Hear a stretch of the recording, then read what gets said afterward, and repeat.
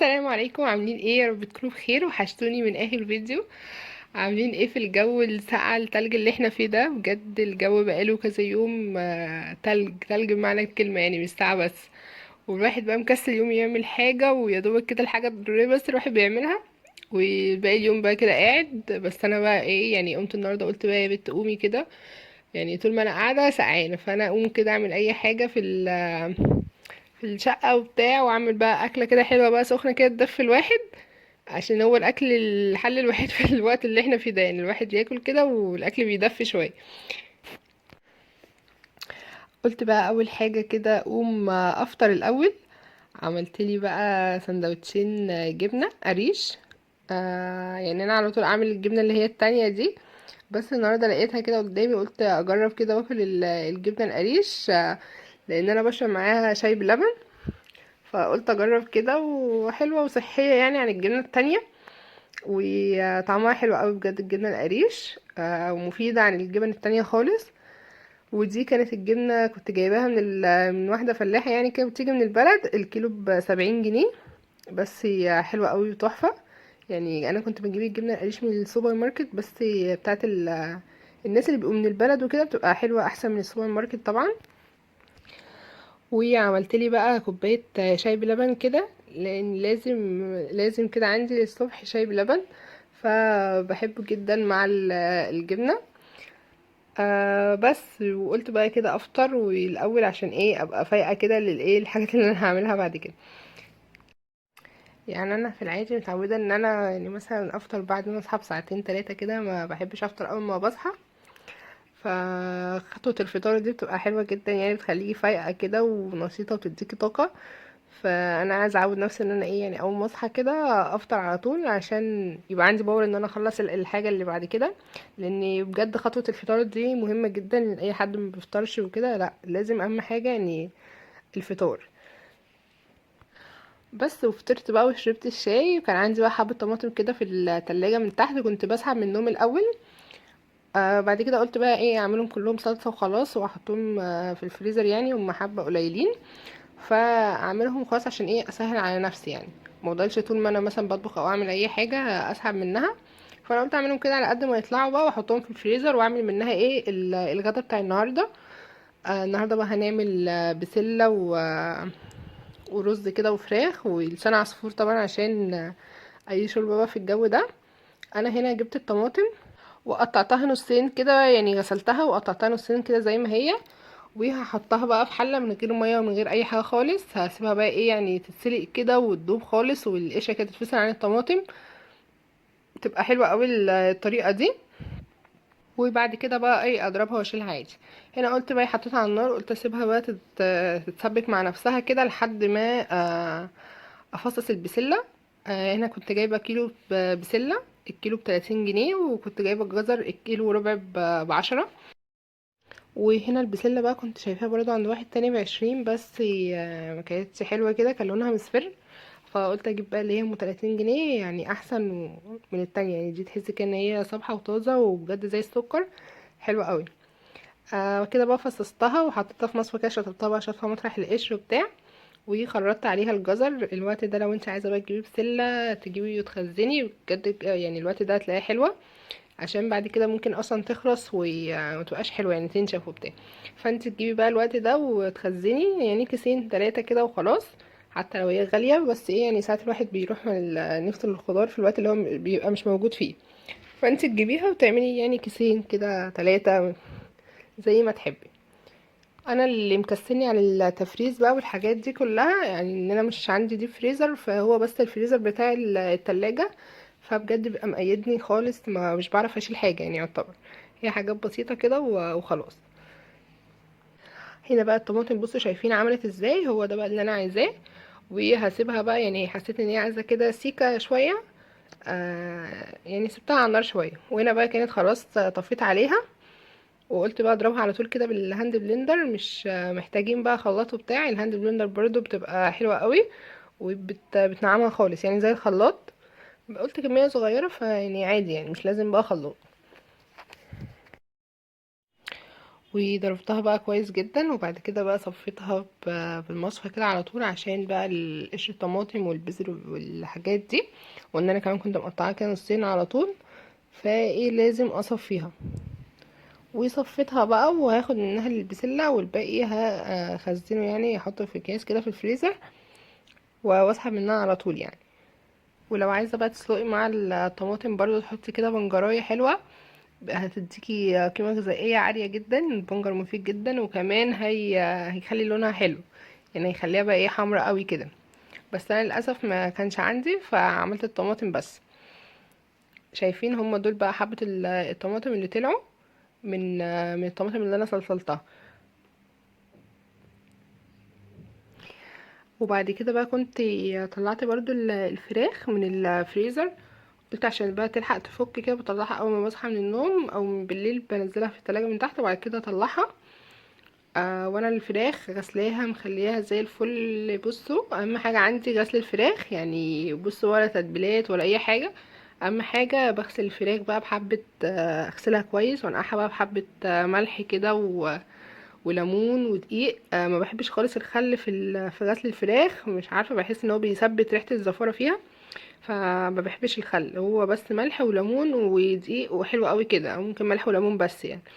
وكمان كنت بقى متبلاها ببصل كده، يعني بصله ضربتها في الكبه، او ممكن تبشريها وتحطي عليها بقى ملح وفلفل، وتدعكيها كويس جدا لحد ما البصل ده ينزل ميته، وتدعكي بقى بيها الفراخ كلها. بصي تدوري الفرخه كده كلها بيها تحت الجلد ومن جوه، وكل حته في الفرخه تتبليها بجد.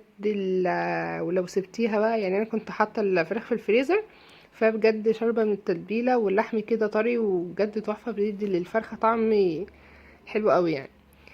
هي التتبيله دي بصل بس، وحبه ملح وحبه فلفل، وممكن حبه جنزبيل، بس هما دول بتخلي الفرخه طعمها تحفه. وهنا بقى حطيت الميه بتاعه سلق الفراخ، حطيتهم حطيتها على النار، وحطيت فيها ورق لوري، وحبه ملح صغيرين، وحبه فلفل صغيرين برضو، لان انا ايه حاطه في البصل ملح وفلفل. وما تقطعيش بصل بقى، انت كده كده ايه يعني حاشيه الفراخ بصل، فمش لازم تقطعي بصل في الشرب. وبعد كده بقى غليت، وغطيتها كده وسبتها بقى ايه يعني تستوي مع نفسها، لحد ايه ما اعمل بقى ايه يعني سبتها حوالي نص ساعه. وبعد كده قلت اقوم بقى ايه اعمل التقليه بتاعه البسله. وهنا بقى اللي كان عندي، كنت جايبه فرخه، كانت فرخه اصلا كبيره، يعني كانت حوالي 2 كيلو وشويه كده. فخليت الراجل قطعها لي على 8 حتت، عشان ايه هي كبيره يعني. فاخدت نصها، ونصها الباقي ايه في الفريزر. هبقى اطلعه برضو واعمله مع اي نوع برضو خضار كده، او اي حاجه، او حبه مكرونه، بتبقى حلوه. هنا بقى حطيت حبه زيت بقى كده، مع معلقه سمنه حلوه كده بلدي، وضربت بصلايه في الكبه، ونزلت يعني صفرتها. وبعد كده بقى رحت نازله بفصين توم كده. التوم ده برضو انا كنت جايباه، ما ضربت يعني ما فرستوش، ففضلت كل شويه عمال يفضى بقى حبه في حبه، رحت مقشراهم كده وحطاهم في بطرمان في التلاجة، وبسحب منه. بصوا كأنه فريش، يعني الناس اللي ما بتحبش الثوم المفروم او كده ممكن تحطيه في صوص، بيبقى حلو قوي برضو كأنك جايباه فريش. بس وسبتهم بقى كده لحد ما الثوم ريحته طلعت. وبعد كده رحت نازله بقى بالبسله والجزر بقى، وشوحتهم مع البصل ده. يعني بصي شوفي اي نوع خضار عندك، اذا كان كوسه او فاصوليا او شوربه خضار او بسله او اي حاجه، تشوحيهم كده مع البصل الاول. بجد الطريقه دي بتفرق جدا في طعم الخضار، وكمان بتخلي الخضار كده ايه يعني محتفظ بنفسه كده، مش بيتهري منك. انت تشوحيه كده بجد بيبقى تحفه قوي. جربي الطريقه دي، وهتحسي ان الخضار بتاعك يعني طعمه اختلف شويه. بس بقى فضلت اشوح فيه كده حبة يعني حلوين، لحد ما كله بقى يتغلف كده، وكله ياخد التشويحة التمام كده. ورحت نازلة بقى بالصلصة اللي احنا عملناها مع بعض. نزلت كده بكبشتين صلصة وبس، والباقي بقى ايه يعني هشيله. وكانت بقى الفراخ خلاص يعني زمانها استوت كده، والشوربة اتظبطت. وانا كنت حاطه كمان مكعب مرقه في شوربه الفراخ، بحب احطها برضو في الشوربه، سواء برضو شوربه لحمه وشوربه فراخ، انا بحب احطها، يعني بحب مرقه الدجاج في الاكل. وهنا بقى كانت خلاص الفرخة استوت، خدت بقى الشوربة كده وصفيتها على البتاع يعني، عشان البصل بقى المفروم وكده. فانا مش عايزه خالص ان البصل يبقى، لان هنا اصلا عامله تقليه، فمش عايزه البصل بقى اللي هو المسلوق ده خالص في الاكل. وهسيبها بقى تغلي مع نفسها كده، وبعد كده اغطي عليها بقى وتستوي ايه براحتها. هي مش بتاخد سوا كتير يعني، هي ربع ساعه وتقفلي عليها، عشان ميبقاش الخضار ايه ما مستوي قوي يعني.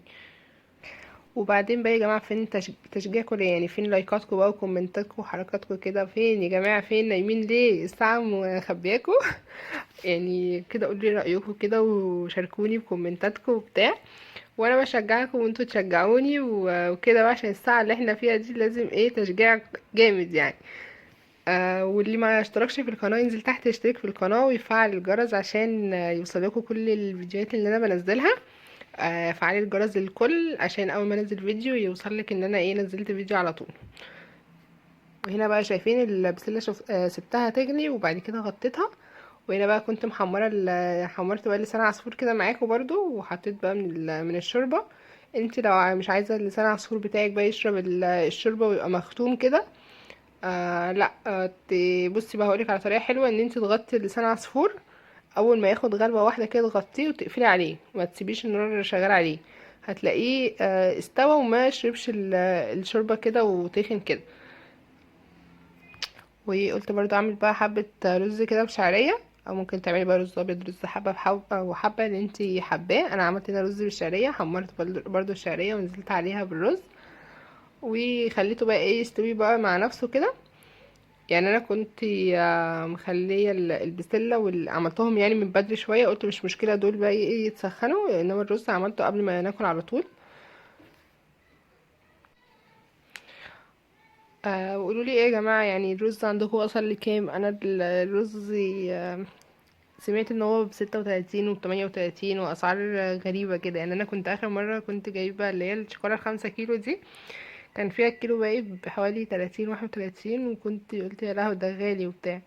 فدلوقتي وصل برضه ارقام كده يعني. ربنا بجد يتولى الجميع في الاسعار اللي عمالة كل يوم بتزيد دي، ومش بتزيد مرة وخلاص، لا كل شوية عمالة تزيد. بجد ربنا يعني مع الجميع، وربنا يقوي الجميع كده يعني. بجد ظروف صعبة على الكل، وربنا يعديها على خير يعني. وهنا بقى سبت الرز بص اتشرب خالص، وهوطي عليه بقى واسيبه بقى مع نفسه يستوي. وهعمل بقى، كنت شايله حبه صلصه من اللي احنا عملناهم، حطيتها كده في طبق على جنب علشان اعمل بيها الفراخ. وهنا بص حبه الصلصه كانوا طالعين 3 اكياس على قد الاكل بتاعي يعني ما بعمل. يعني انت بحط في الكيس على قد الاكله بتاعتي يعني. شوفي انت بقى بتحتاجي صلصه قد ايه وتعبي الكيس يعني على الاساس ده. هنا بقى كنت سايبه حبه الصلصه دول، عصرت عليهم كده نص ليمونه مع حبه ملح مع حبه فلفل وحبه زيت، ودهنت بقى بيها الفراخ ودخلتها الفرن. او ممكن بقى لو عايزه تحمريها في الزيت، ممكن برضو تدهنيها دهن السمنه كده وتحطيها برضو تحت الشوايه، بتبقى حلوه. بس احنا يعني بنحبها بالصلصه دي. أو ممكن لو عندك كاتشب برضو تدهنيها، بس برضو يعني انا بعملها بالصلصه كده والملح والفلفل، بتبقى حلوه قوي، بتديها طعم حلو ولون جميل كمان. هنا بقى نص الفرخه اللي انا قلت لكم عليها. بصوا شايفين والله الحته برضو مش صغيره، حلوه يعني كبيره. وسيبنا منهم كمان يعني، عشان ايه مثلا لو انت عيالك بيسيبوا الحته مثلا ما يكملهاش، اصلا الفراخ لما بتقعد مش بتبقى حلوه خالص يعني. عايز تعملي الفراخ وتاكليها في ساعتها ما تبيتهاش. وكمان يعني الايام دي بقت صعبه، فانت حاولي بقى تظبطي حالك كده وتقضيها باي حاجه. وممكن يوم تاكلوا حاجات يعني عادي من غير لحمه ولا فراخ ولا اي حاجه. وممكن يوم برضو تعملي اكل يعني ما شاء الله، ويوم ممكن تقضيها يعني برضو متوسط. فانت على حسب برضو ايه امكانياتك وحسب الدنيا. والواحد يعني هو بيلم الدنيا على قد ما يقدر، لحد ما نشوف كده الدنيا يعني واصله لفين. وان شاء الله خير، وربنا يرزق الجميع، وربنا يرزق كل مشتاق بما يشتاق يا رب العالمين، وربنا يقوي الجميع. وده بقى كان روتين النهارده. بصوا شايفين بقى، حطيتها بقى زقتها في الفرن كده الفراخ تاخد لون. وهنا كنت خلاص بقى سخنت البسله تاني واللسان عصفور، والرز كان استوى. شايفين بقى البخار بقى، هي دي اللحظه اللي انا كنت مستنياها. كده الدنيا اتدفت كده والموضوع كان دافي. آه وبس، هو ده كان غدانا النهارده. ويا رب يكون روتين النهارده عجبكم، وكان روتين كده خفيف عليكم. وان شاء الله نتقابل في فيديوهات تانية كتير وروتينات كتير. ومع الف سلامة.